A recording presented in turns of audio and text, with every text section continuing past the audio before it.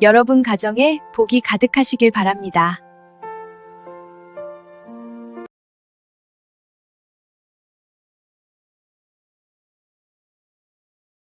하늘 문이 닫히고 억겁의 시간이 흘렀다 생각했는데 제 가슴에 안긴 이 조그만 숨결은 대체 어디서 온 인연일까요?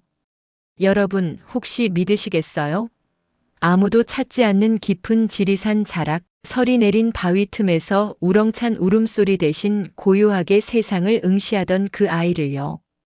오늘은 제 품에 들어온 천상의 보석, 그 기적 같은 이야기를 들려드리려 합니다. 바람조차 숨을 죽이던 어느 깊은 가을밤이었습니다. 인간들이 말하는 선녀라는 이름으로 이 산에 머문 지 어언 수백 년 제게 세상은 그저 흘러가는 구름이고 스쳐 지나가는 계절일 뿐이었지요.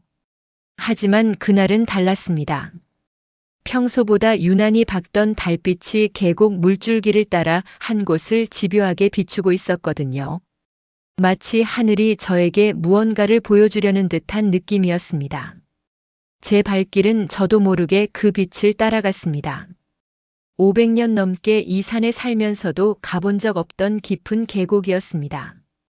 발길이 닿은 곳엔 차가운 바닥 위, 얇은 천조가리에 쌓인 핏덩이 하나가 누워 있었습니다.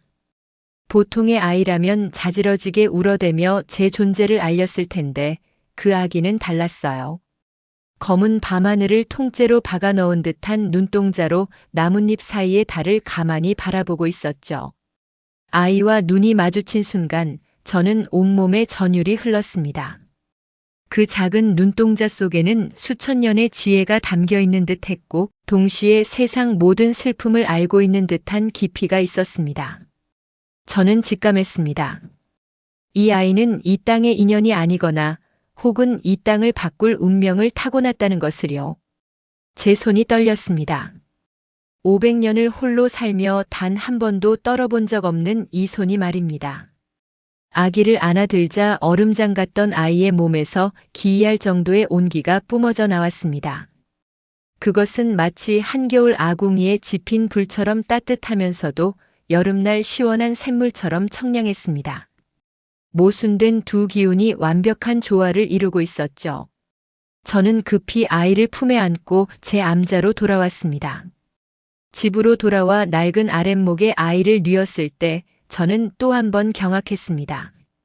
말도 배우지 못한 아이가 벽에 걸린 낡은 천부경의 글자들을 손가락으로 하나하나 짚어가는 게 아니겠습니까? 그 손길은 마치 오래전 잃어버린 자기 물건을 찾는 주인처럼 확신에 차 있었습니다. 아이의 작은 손가락이 글자를 따라가는 동안 저는 숨죽여 지켜보았습니다. 천일문, 천이문, 천삼문. 아이는 마치 천부경을 이미 알고 있다는 듯 정확한 순서대로 짚어갔습니다. 저는 그제야 깨달았습니다. 하늘이 내게 이 천재적인 영혼을 맡긴 이유를요. 어쩌면 이 아이는 하늘나라에서 잠시 이 땅으로 내려온 존재일지도 모른다는 생각이 들었습니다. 하지만 그런 것은 중요하지 않았습니다. 중요한 것은 지금 이 순간 이 연약한 생명이 제 품 안에서 숨쉬고 있다는 사실이었습니다. 우리는 그렇게 아무도 모르는 산속에서 모자의 인연을 맺었습니다. 그날 밤 저는 아이를 위해 처음으로 자장가를 불렀습니다. 500년 넘게 입 밖에 낸 적 없던 노래였습니다. 제 목소리는 떨렸지만 아이는 그 서툰 노래에 평온하게 잠들었습니다. 아이의 고른 숨소리를 들으며 저는 깨달았습니다. 이것이 바로 어머니의 마음이구나. 수백 년간 잊고 살았던, 아니 어쩌면 한 번도 경험해보지 못했던 이 벅찬 감정 말입니다. 시간은 산속의 안개처럼 소리 없이 흘러갔습니다. 미노라 이름 지은 그 아이는 가르치지 않아도 바람의 언어를 읽고 산짐승의 마음을 헤아렸습니다. 갓난아기 때부터 범상치 않았던 아이는 자라면서 더욱 놀라운 모습을 보여주었습니다. 제가 술을 놓을 때면 아이는 옆에서 흙바닥에 복잡한 기하학적 문양을 그리곤 했죠. 그것은 인간의 학문으로는 설명할 수 없는 우주의 섭리를 담은 도식들이었습니다. 어느 날은 제가 그 문양의 의미를 물었더니 새 살배기 아이가 이렇게 대답했습니다. 어머니, 이건 별들이 움직이는 길이에요. 봄이 되면 이 별이 여기로 오고 겨울이 되면 저 별이 저기로 가요. 아이의 말대로 밤하늘을 관찰해 보니 정확히 들어맞았습니다. 어느 날은 폭우가 쏟아질 것을 미리 알고 산 아래 마을 사람들에게 알리라며 제 옷자락을 끌더군요. 그 작은 손에 이끌려 나간 길에서 저는 보았습니다. 아이의 눈 속에 담긴 수천 년의 지혜를요. 민호는 하늘을 보며 말했습니다. 어머니, 저기 저 구름이 보이세요? 저 구름은 지금 슬퍼하고 있어요. 곧 눈물을 쏟아낼 거예요. 과연 그날 밤 기록적인 폭우가 쏟아졌고 미리 대비한 마을만 무사할 수 있었습니다. 사람들은 저를 보고 미쳤다고 할지도 모릅니다. 산속에서 정체 모를 아이를 키우는 늙은 여인이라 부르겠지요. 하지만 민호가 내뱉는 옹알이 하나, 나를 향해 짓는 그 고요한 미소 한 번에 저는 수백 년간 잊고 살았던 어미의 마음을 배웁니다. 아이가 처음 어머니라고 불렀던 날, 저는 가슴이 터질 것 같았습니다. 그 한마디가 500년의 고독을 단번에 녹여버렸습니다. 이 아이가 가진 천재성은 어쩌면 독이 될지도 모릅니다. 세상은 비범한 것을 가만두지 않으니까요. 역사를 보십시오. 천재들은 언제나 시대의 희생양이 되었습니다. 너무 밝은 빛은 질투를 낳고 너무 높은 재능은 두려움을 낳습니다. 그래서 저는 이 깊은 산골에서 아이의 빛을 잠시 가려주려 합니다. 아이가 스스로의 무게를 견딜 수 있을 만큼 자랄 때까지 저는 이 산의 바람이 되고 든든한 울타리가 되어주려 합니다. 밤이면 민호는 제게 물었습니다. 어머니, 저는 왜 다른 아이들과 다른가요? 왜 저는 저들처럼 마을에서 뛰어놀 수 없나요? 그 질문에 저는 아이를 꼭 안아주며 말했습니다. 민호야, 너는 특별하단다. 특별한 아이는 특별한 방법으로 세상을 배워야 해. 지금은 나와 함께 이 산에서 자연의 이치를 배우는 거야. 오늘도 민호는 제 무릎을 베고 잠이 들었습니다. 아이의 머리칼을 쓰다듬으면 은은한 향나무 냄새가 납니다. 이것은 하늘의 향기일까요? 아니면 이 땅의 축복일까요? 창밖으로 눈이 내리기 시작합니다. 세상의 모든 소음이 하얀 눈 아래 잠기는 이 밤, 저는 제 품 안의 기적을 꼭 껴안아 봅니다. 여러분의 밤도 이 아이의 숨결처럼 평온하고 고요하기를 바랍니다. 부디 꿈속에서라도 하늘의 축복이 닿기를. 평화롭기만 하던 우리 모자의 일상에 균열이 생긴 건 유난히 가물었던 그해 여름이었습니다.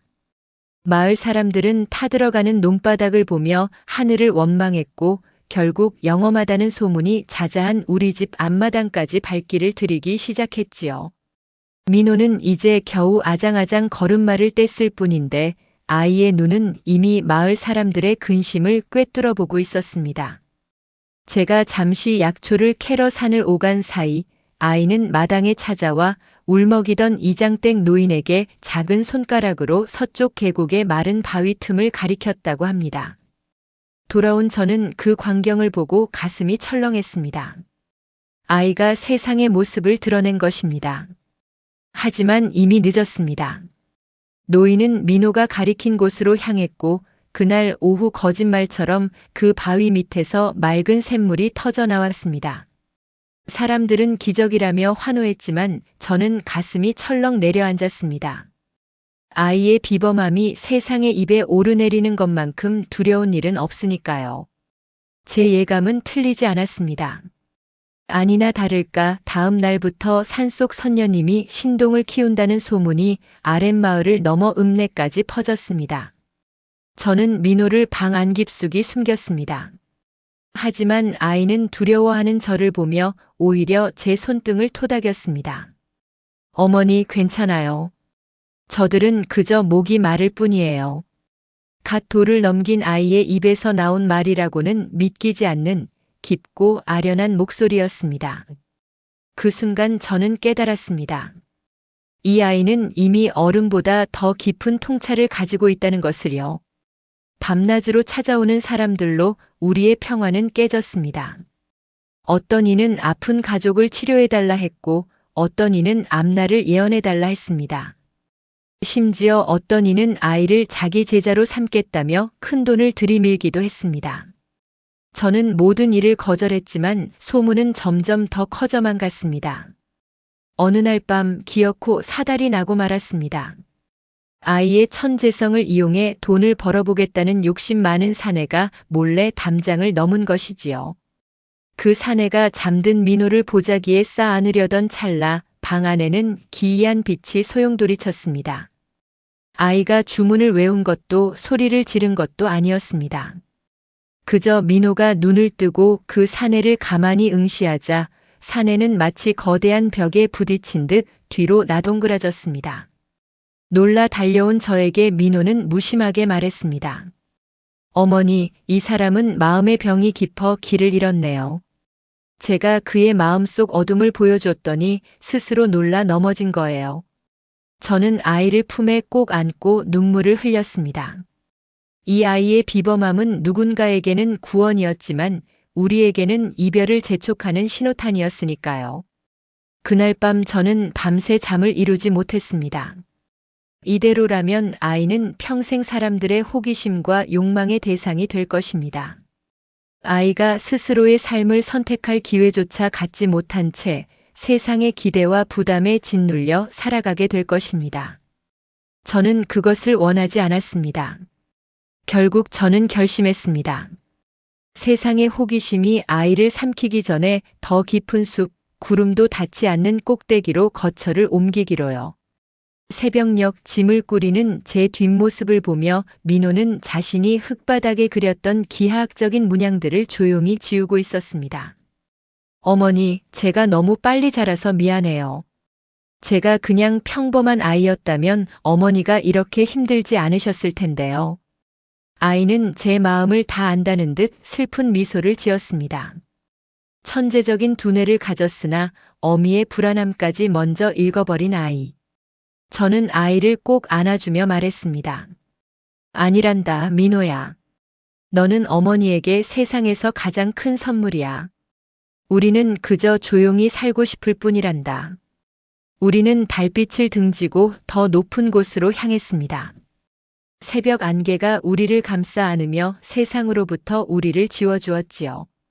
산을 오르는 내내 저는 뒤를 돌아보지 않았습니다. 뒤를 돌아보는 순간 마음이 약해질 것 같았기 때문입니다. 민호는 제 등에 엎여 조용히 잠들어 있었습니다. 아이의 고른 숨소리가 제 등을 통해 전해졌습니다. 그 숨소리만이 이 험한 산길을 오르는 저에게 힘을 주었습니다. 이제 우리는 구름 위에 삽니다. 사람의 발길이 닿지 않는 깊은 산정, 그곳에 작은 암자를 짓고 살기 시작했습니다. 민호는 이제 밤하늘의 별을 보며 숫자를 세는 대신 이름 없는 들꽃들과 대화하는 법을 배웁니다. 저는 아이에게 천재가 되는 법 대신 평범한 아이처럼 웃고 투정 부리는 법을 가르칩니다. 민호야, 오늘은 웃는 연습을 해보자. 크게, 아주 크게 웃어봐. 아이는 서툴게 웃음을 지어 보였습니다. 그 웃음이 어색하고 서툴렀지만 저에게는 세상 어떤 보석보다 귀했습니다. 세상은 여전히 기적을 찾지만 제게 가장 큰 기적은 그저 이 아이가 제 곁에서 무사히 잠드는 것뿐입니다. 창밖엔 달빛이 내려앉고 민호의 고른 숨소리가 방 안을 채웁니다. 이 고요함이 깨지지 않기를, 이 아이의 영혼이 세상의 때에 묻지 않기를 기도하며 저는 다시금 아이의 작은 손목을 잡아봅니다. 아이의 맥박이 제 손가락 끝으로 전해집니다. 콩닥콩닥 규칙적이고 힘찬 그 심장 소리가 저에게는 세상에서 가장 아름다운 음악입니다. 구름이 산정에 머문 지도 어느덧 10번의 겨울이 지났습니다. 갓난아이였던 민호는 이제 제법 어깨가 넓어진 소년이 되었지요. 하지만 자랄수록 아이의 눈빛은 더욱 깊고 서늘해졌습니다. 10살 소년의 입에선 가끔 이 세상의 것이 아닌 듯한 심오한 문장들이 흘러나왔고 아이가 머문 자리엔 늘 기이한 현상들이 뒤따랐습니다. 민호가 무심결에 손을 뻗으면 마른 나무에서 꽃이 피어났고 아이가 슬픈 표정을 지으면 맑던 하늘에서 갑작스러운 소나기가 쏟아지곤 했습니다. 아이의 감정과 자연이 하나로 연결되어 있는 듯 했습니다. 저는 그것이 두려우면서도 경이로웠습니다. 어느 날 밤 민호는 잠을 이루지 못하고 마루 끝에 앉아 밤하늘을 한참이나 올려다보고 있었습니다. 어머니, 저 별들이 저를 부르는 것 같아요. 아이의 목소리는 떨리고 있었습니다. 가끔 꿈속에서 제가 누군지, 어디서 왔는지 묻는 목소리가 들려요. 저는 정말 어머니의 아들인가요? 아니면 잠시 이 땅에 머무는 이방인인가요? 그 질문은 수십 년간 제가 가장 두려워했던 순간이었습니다. 언젠가는 아이가 스스로의 정체성에 대해 물어올 것을 알고 있었지만 막상 그 순간이 오니 말문이 막혔습니다. 저는 아이의 차가워진 손을 꼭 맞잡았습니다. 민호야, 너는 내 가슴으로 낳은 내 아들이다. 저 별들이 아무리 너를 불러도 너의 발은 이 땅의 흙을 딛고 있고 내 심장은 나의 사랑으로 뛰고 있단다. 하지만 하늘의 부름은 갈수록 거세졌습니다. 어느 날은 눈부시게 하얀 옷을 입은 신비로운 노인이 안개 속에서 나타나 민호에게 말을 걸기도 했습니다. 그는 민호가 본래 하늘의 지혜를 다스리는 영혼이며 이제 그만 속세의 인연을 끊고 제자리로 돌아와야 한다고 속삭였지요. 민호야, 너는 천상의 현자였다. 내가 이 땅에 내려온 것은 잠시 잊어버린 기억을 되찾기 위함이었지. 이제 때가 되었다. 함께 돌아가자. 그 노인의 목소리는 온화했지만 제게는 칼날처럼 날카롭게 들렸습니다.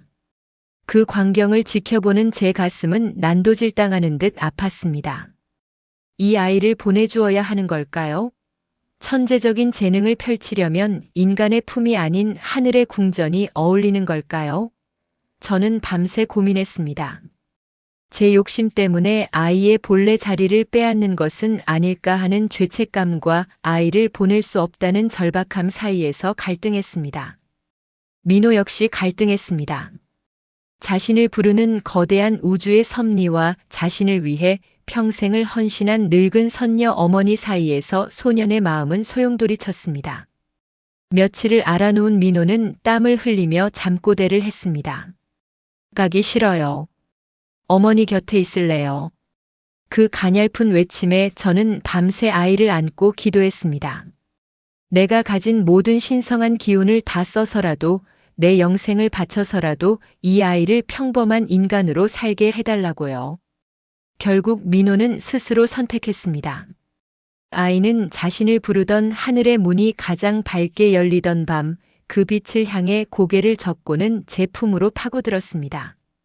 어머니, 저는 하늘의 지혜보다 어머니가 지어주신 따뜻한 밥 한 그릇이 더 좋아요. 만년의 영생보다 어머니와 함께하는 이 짧은 100년을 택할래요. 아이의 눈에서 떨어진 눈물 한 방울이 제 손등에 닿았을 때 아이의 이마에 있던 별 모양 점이 희미해지며 사라졌습니다. 그것은 천개와의 인연이 끊어졌음을 의미하는 신호였습니다. 저는 아이를 더욱 꼭 껴안았습니다. 하늘의 노인은 안타까운 표정으로 우리를 바라보더니 긴 한숨과 함께 안개 속으로 사라졌습니다. 이제 민호는 더 이상 비를 내리게 하거나 꽃을 피우지는 못합니다. 하지만 아이는 이제야 진짜 소년처럼 크게 웃고 제게 서툰 솜씨로 산나물을 묻혀주기도 합니다. 천재성을 버리고 인간의 삶을 택한 나의 아들. 우리는 이제 진짜 평범한 모자가 되어 남은 생을 걸어가려 합니다. 비록 세상은 위대한 천재를 잃었을지 몰라도 저는 세상에서 가장 행복한 아들을 얻었습니다. 오늘도 우리는 서로의 온기를 나누며 저 멀리 저물어가는 노을을 함께 바라봅니다. 민호가 제 어깨에 기대며 말합니다. 어머니, 저는 행복해요. 하늘의 궁전보다 이 작은 암자가 더 좋아요. 그 말 한마디에 제 눈가가 뜨거워집니다. 시간은 다시금 강물처럼 흘러 이제 민호는 어엿한 20살 청년이 되었습니다. 더 이상 그의 이마에 별점은 없었지만 가끔 그의 눈빛에서는 깊이를 알 수 없는 우주의 고요함이 스치곤 했습니다. 이제는 늙고 주름진 제 손을 민호는 더 큰 두 손으로 따뜻하게 감싸주곤 합니다. 산속에만 머물기에는 아이의 재능이 너무나 아까웠지만 저는 아이의 선택을 존중했습니다. 하지만 민호는 언젠가 세상 속으로 나아가야 할 운명임을 저 역시 알고 있었습니다. 아무리 깊은 산속이라 해도 젊은이의 가슴 속에는 세상을 향한 동경이 자라나는 법이니까요. 저는 그것을 막을 권리도 이유도 없었습니다. 결국 민호는 제가 손수 지어준 소박한 옷을 입고 산을 내려가기로 결심했습니다. 어머니, 제가 세상을 알아야 어머니의 사랑이 얼마나 귀한지 더 깊이 알게 될 거예요. 그리고 저도 이제 세상에 쓸모 있는 사람이 되고 싶어요. 그 말에 저는 아무 말도 할 수 없었습니다. 500년 넘게 세상을 외면하며 살아왔던 제가 제 아들 덕분에 다시금 세상의 문을 열어준 셈이었으니까요. 민호는 마을 어귀에서 뒤돌아 저를 향해 깊이 고개 숙였습니다. 어머니, 꼭 돌아올게요. 어머니가 그리울 때마다 저 달을 보면서 위로받을게요. 그리고 그의 뒷모습은 안개 속으로 서서히 사라졌습니다. 저는 그날 밤 혼자 암자에 앉아 민호가 어렸을 때 입던 작은 옷가지들을 꺼내보았습니다. 이렇게 작던 아이가 이제는 훌쩍 커서 세상으로 나갔습니다. 기쁘면서도 슬펐습니다. 이것이 바로 어미의 마음이구나 싶었습니다. 민호는 산 아래 마을에서 목공일을 배웠습니다. 그의 손은 섬세하고 정확하여 나무를 다루는 솜씨는 곧 명성이 되었습니다. 그는 특별한 도구 없이도 나무의 결을 읽고 그 안에 숨겨진 아름다움을 끄집어내는 재주가 있었지요. 사람들은 그를 나무와 대화하는 청년이라 불렀습니다. 그의 작업실에는 늘 온화한 기운이 감돌았고 그의 손길이 닿은 나무들은 마치 살아 숨쉬는 듯한 생명력을 얻었습니다. 한 번은 어떤 양반이 물었습니다. 자네는 대체 어디서 그런 솜씨를 배웠나? 민호는 잔잔하게 웃으며 대답했습니다. 깊은 산속에서 나무들에게 배웠습니다. 나무는 거짓말을 하지 않거든요. 하지만 민호의 마음 한편에는 늘 해소되지 않는 갈증이 있었습니다. 그는 가끔 홀로 밤하늘을 올려다보며 깊은 상념에 잠기곤 했습니다. 그의 눈동자에 별빛이 스며들 때마다 그는 자신이 잠시 잊었던 거대한 지식의 파편들을 어렴풋이 떠올렸습니다. 그의 마음속에서는 여전히 하늘의 부름과 땅의 살 사이에서 미묘한 긴장이 흘렀습니다. 그는 자신이 누구인지 진정으로 무엇을 원하는지 끊임없이 탐구했습니다. 어느 날 마을에 큰 홍수가 났습니다. 폭우가 며칠 동안 쏟아지더니 강물이 넘쳐 마을 전체가 물에 잠길 위기에 처했습니다. 사람들은 속수무책으로 당하며 절망에 빠졌습니다. 그때 민호는 이상한 행동을 시작했습니다. 그는 마을 사람들에게 강물의 흐름을 바꾸고 둑을 쌓을 위치를 정확히 지시했습니다. 여기에 돌을 쌓으시고 저기 물길을 파십시오. 물은 낮은 곳으로 흐르려 하니 우리가 그 길을 만들어주면 됩니다. 그의 지시는 너무나도 비범하여 아무도 이해하지 못했지만 그의 확신에 찬 눈빛에 이끌려 사람들은 그를 따랐습니다. 놀랍게도 민호의 지시대로 행하자 강물은 신기하게도 마을을 비껴 흘러갔고 피해는 최소화될 수 있었습니다. 마을 사람들은 환호했습니다. 민호가 우리 마을을 구했다. 하지만 민호는 조용히 고개를 저었습니다. 사람들은 민호를 다시금 기적의 존재로 보았습니다. 하지만 이번에는 달랐습니다. 민호는 더 이상 자신의 재능을 숨기려 하지 않았습니다. 그는 담담하게 말했습니다. 이것은 제가 물의 흐름을 읽는 법을 배운 것일 뿐입니다. 자연의 이치를 따르고 겸손하게 배운다면 누구나 해낼 수 있는 일입니다. 그는 자신의 과거를 부정하지 않으면서도 그 재능을 인간적인 지혜와 노력의 결과로 겸손하게 해석했습니다. 그는 이제 하늘의 지혜를 인간의 지식으로 변환하여 세상을 이롭게 하는데 사용하기 시작한 것이었습니다. 이제 민호는 더 이상 하늘과 땅 사이에서 갈등하지 않았습니다. 그는 자신의 타고난 비범함을 인정하면서도 그것을 인간적인 삶 속에서 꽃 피우는 방법을 터득했습니다. 그는 이제 자신을 하늘이 준 재능을 가진 한 사람이라고 소개했습니다. 그리고 그는 다시 산 위 저의 집을 찾아왔습니다. 어머니, 이제야 제가 누구인지 알게 되었어요. 저는 어머니의 아들이면서 이 땅의 축복을 전하는 도구입니다. 제 재능은 저만을 위한 것이 아니라 사람들을 위한 것임을 깨달았어요. 그 말에 저는 그저 따뜻한 미소를 지을 뿐이었습니다. 제 품을 떠나 세상을 겪은 아이는 이제 진정으로 자신의 자리를 찾았습니다. 노을 진 산길을 함께 걸어 내려가는 민호의 든든한 어깨를 보며 저는 비로소 진정한 평화를 느꼈습니다. 어느덧 세상 속에서 자신의 자리를 잡은 청년 민호에게도 가슴 시린 봄바람처럼 사랑이 찾아왔습니다. 늘 우주의 이치를 논하고 나무의 결을 읽던 그였지만 정작 자신의 마음속에 피어나는 이 낯선 꽃향기에는 어찌할 바를 몰랐지요. 민호의 마음을 흔든 이는 마을 끝자락, 눈이 멀어가는 아버지를 모시며 약초를 캐는 처녀 연희였습니다. 연희는 민호의 비범한 재능이나 신비로운 배경에는 관심이 없었습니다. 그저 고된 하루 끝에 민호의 목공소 앞을 지날 때면 그가 깎아놓은 나무 의자에 앉아 잠시 숨을 돌리곤 했지요. 민호는 그런 연희를 위해 세상에서 가장 편안한 등받이를 깎았고 연희는 담내로 산바람에 말린 향긋한 찻잎을 건넸습니다. 민호에게 연희는 하늘의 별보다 더 따스한 땅의 온기였고 연희에게 민호는 거친 세상에서 유일하게 기댈 수 있는 든든한 고목 같았습니다. 두 사람의 사랑은 말없이 그러나 깊이 자라났습니다. 하지만 두 사람의 사랑에도 시련은 찾아왔습니다. 연희의 아버지가 위독해지자 민호는 깊은 갈등에 빠졌습니다. 인간의 순리를 따르기로 맹세하며 스스로 봉인했던 자신의 신성한 치유 능력을 다시 꺼내야 할 상황에 놓인 것이지요.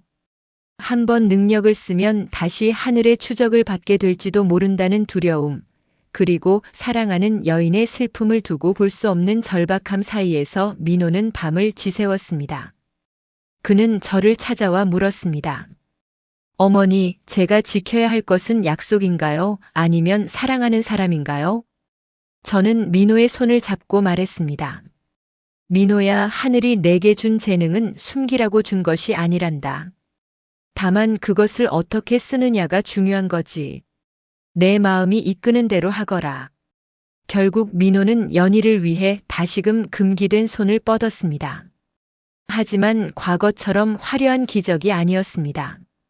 그는 밤새도록 연희의 아버지를 위해 정성껏 약초를 다리고 자신의 생명력을 조금씩 나누어 담은 나무 조각상을 깎아 노인의 머리맡에 두었습니다. 그 조각상은 소나무 형상이었는데 민호의 손길이 닿는 순간마다 은은한 기운이 새어나왔습니다. 지극정성 어린 간호와 민호의 숨겨진 기운 덕분에 노인은 기적처럼 기운을 차렸고 연희는 눈물을 흘리며 민호의 손을 잡았습니다. 당신은 정말 하늘이 내게 보내준 사람인가 봐요.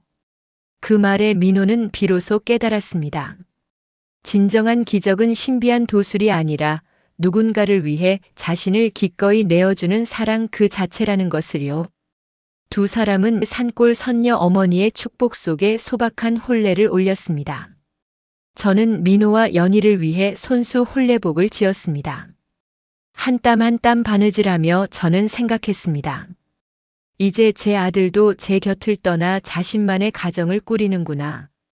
혼례 날 민호는 연희의 손을 잡고 제게 절을 올렸습니다. 어머니, 평생 감사하며 살겠습니다. 어머니의 사랑이 없었다면 오늘의 제가 없었을 것입니다. 저는 두 사람을 축복하며 말했습니다. 민호야, 연희야, 부디 서로를 아끼며 살 거라. 하늘의 축복이 너희와 함께하기를. 민호는 이제 더 이상 하늘을 그리워하지 않습니다.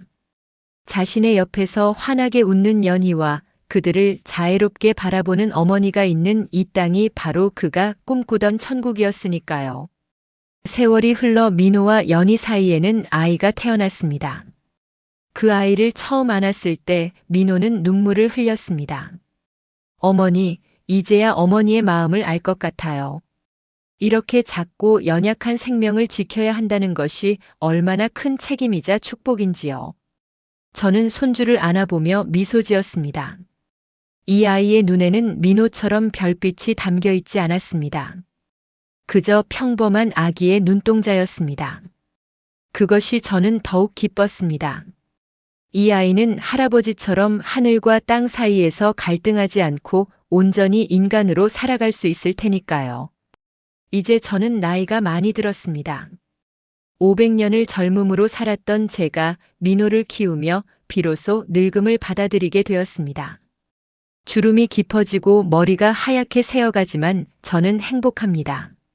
민호 가족이 찾아오는 날이면 저는 손주를 무릎에 앉히고 옛날 이야기를 들려줍니다. 할머니가 말이지 옛날에 바위 틈에서 아주 특별한 아기를 주었단다. 그 아기가 바로 내 아버지란다. 손주는 신기한 듯 눈을 동그랗게 뜨고 제 이야기를 듣습니다. 민호는 이제 마을에서 가장 존경받는 장인이 되었습니다. 그의 손길에서 나온 가구들은 대대로 물려지며 사랑받습니다. 그는 여전히 가끔 밤하늘을 올려다보지만 이제는 그리움이 아닌 감사의 마음으로 바라봅니다. 어느 날 밤 민호가 저를 찾아와 말했습니다. 어머니, 제가 하늘을 택했다면 영원히 살았을지도 모릅니다. 하지만 이렇게 짧은 인생이라도 어머니와 연희와 우리 아이와 함께한다면 그것이 진정한 영원이라고 생각해요. 저는 민호의 손을 잡고 고개를 끄덕였습니다. 그래, 민호야. 너는 올바른 선택을 했단다. 영원한 시간보다 소중한 것은 사랑하는 이들과 함께하는 이 순간이란다. 달빛이 우리 모자를 비춥니다. 이제 저도 곧 이 세상을 떠날 때가 다가오고 있습니다. 하지만 저는 두렵지 않습니다. 제가 이 세상에 남기고 가는 것은 훌륭한 아들과 그 아들이 꾸린 따뜻한 가정이니까요. 여러분, 이것이 바로 제 이야기입니다. 산속 깊은 곳에서 천상의 아이를 주워 키운 한 선녀의 이야기. 그 아이는 하늘의 영광을 버리고 땅의 사랑을 택했습니다. 그리고 그 선택은 그 누구보다 아름답고 의미 있는 삶으로 이어졌습니다. 오늘 밤도 지리산 어딘가에는 달빛이 비추고 그곳에서는 한 가족이 서로를 껴안으며 잠들고 있을 것입니다. 부디 여러분의 삶에도 이런 작은 기적들이 함께하기를 바랍니다. 사랑하는 이들과 함께하는 평범한 하루하루가 바로 가장 큰 축복이니까요.